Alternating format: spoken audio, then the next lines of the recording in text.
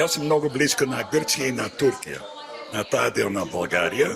Имам видео, продукција, студио таму и аудио студио.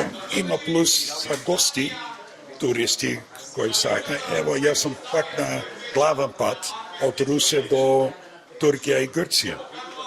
Има чудно људи, дојде некој, дојде са бицикли. Последен дојде пешки. Имаше спонсор, 10.000 километри направи пешки и дојде кај мене да биде гост. И така, направи вино и знаеш, така се живи. Ако има шанса, кога има време, имам многу пријатели тука и ќе посетам, знаеш, на Македонија. Сега бев во Охрид пред 1 месец и пол и таму бев у Битола и тоа е многу убав град. Гледам многу позитивни ствари, гледам све, многу има промени на позитивна. Улици, нема дупки, знаеш, регулација.